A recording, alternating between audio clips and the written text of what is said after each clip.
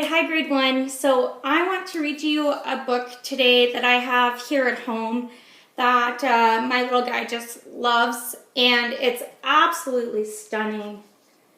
It has the coolest pictures, so I'll do my best to take my time and show you guys all the pictures in the book. This is called The Pirates Next Door, and it is starring the Jolly Rogers. And if you've read The Pirate Cruncher, the same guy has done this book here. And this book is by Jonny, Duddle. And it doesn't have an illustrator's name on it. So that says to me that the same person that wrote it is the person that did all the pictures for this book. So Jonny Duddle is the author, and he also did his own illustrations. So, The Pirates Next Door.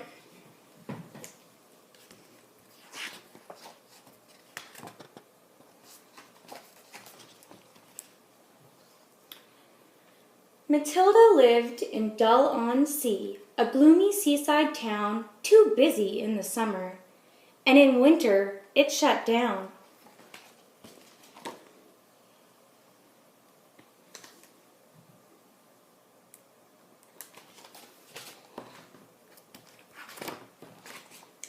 There weren't too many kids around, and none on Tilda's street. But the lawns were mowed, and the cars were washed, and the hedges trimmed and neat. The house next door had been for sale since Tilda was a baby, and she hoped a family would move in with a girl her age, or maybe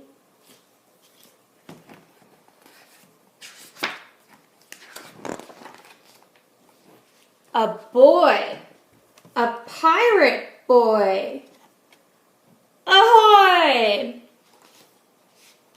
He had no shoes, an eye patch, and a wooden-legged dog, a pirate ship with treasure chests and barrels full of grog.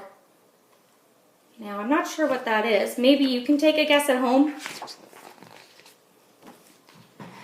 Next morning, Tilda shouted, "Life's not boring anymore.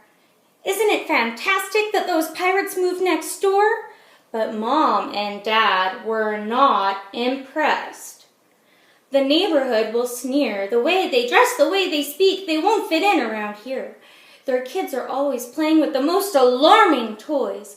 We'd rather you were friends with normal girls and boys."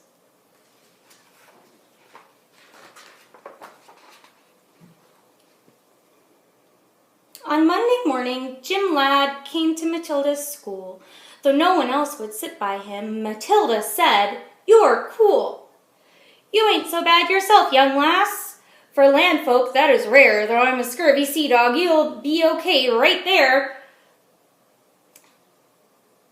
The teacher said Jim should wear shoes, but Jim replied, "I won't be staying long. We're only here a little while, so Dad can fix up our ship. We ain't cut out for life on land. This stay be just a blip. We're the Jolly Rogers, and we need to be at sea. School's just grand, but understand it's a pirate's life for me."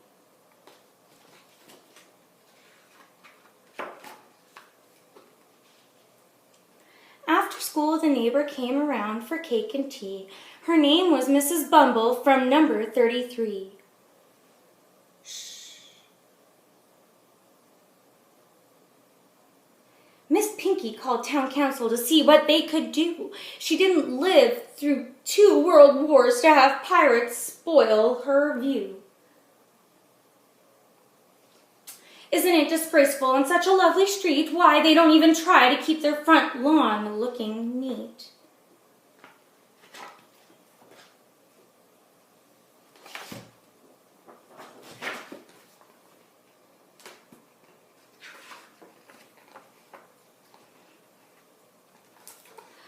Also mad was Mr. Shore, the grumpy man at 34. He liked to read the paper on his sunlit deck, you know. But the pirate ship blocked out the light, and he said, "They'll have to go." "I'd like some peace and quiet, but they're fixing up that boat. Hammering all day and night, that thing will never float." The two Miss Yates at 88 told everyone who passed their gate, "We saw them grab the mailman. They made him walk the plank. It's lucky he can swim, but we're afraid the mail all sank."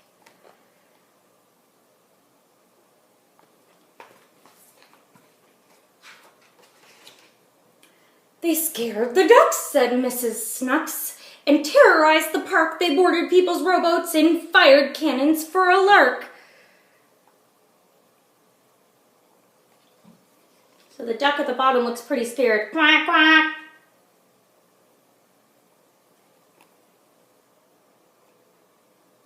Driving home from bingo, Mrs. Plum got quite afraid. They were digging up the roadside in the middle of the night. "They have cutlasses," said Mr. Brown. "They'd love to run you through, and they'd steal your gold, or so I'm told. Whatever shall we do?"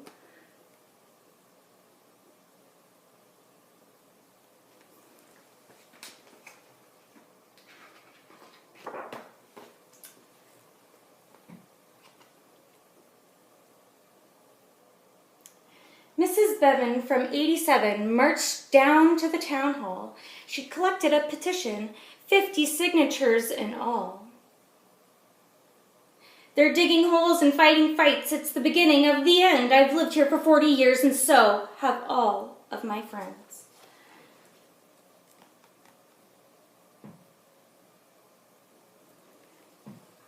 Before you know it, there'll be more. We'll always have pirates right next door. The Jolly Rogers cannot stay. You must make them go away.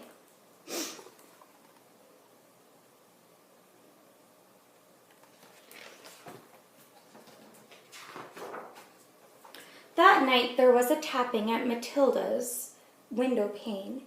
Outside was Jim. He whispered, "I've got something to explain.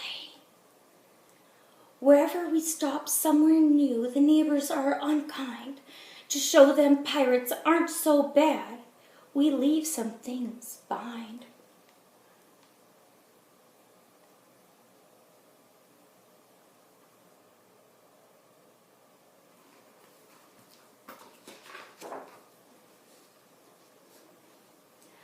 Our galleon's now ship-shape, so it's time we sailed away, and I'll be sad to leave because I've enjoyed our stay.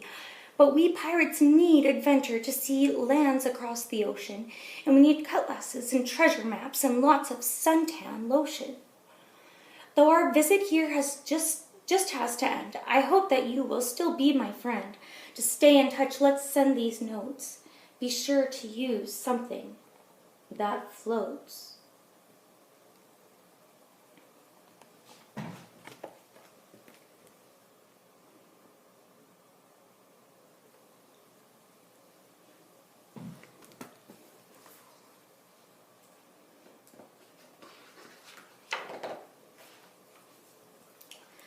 Tilda woke up the next morning puzzled by what Jim had said, but she vowed she'd keep in touch as she struggled out of bed.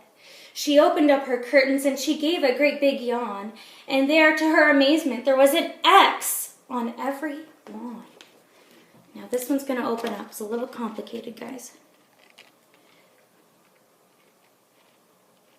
Just bear with me.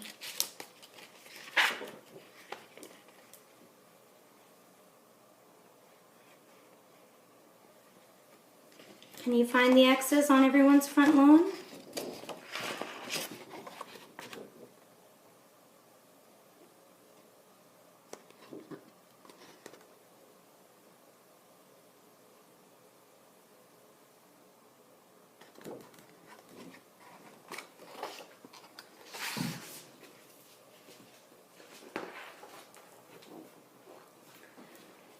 Oh, what a shame they left. I didn't say goodbye. They were such a charming family. I think I'm going to cry. Quack. I'm such a pirate fan, you know. They wore such lovely hats. I'd rather liked their singing, and I'll miss those darling rats. So here's everybody with what they found under the X in their yard.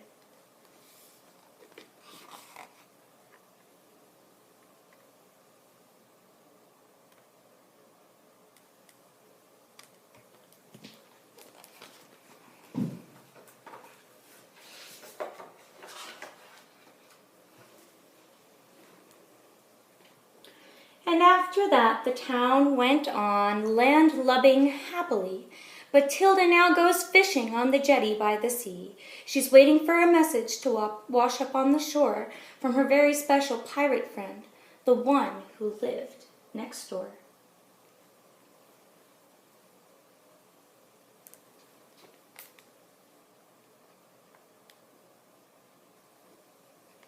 And the message says, so now that it's summer, you can come aboard our ship. We'll pick you up next Tuesday for a special pirate trip from Jim Ladd. It's the note he's sending back to Matilda.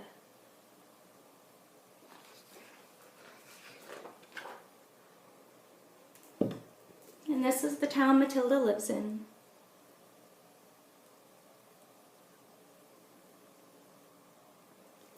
So, I know this has been a little bit of a long book, but what I hope you take away from it is that a lot of people aren't as they seem, and it's really important to be nice to everybody no matter what.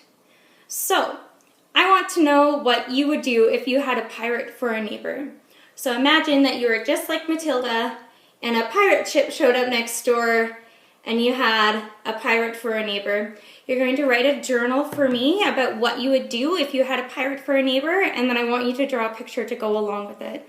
Thanks for listening, guys. See you next time. Bye.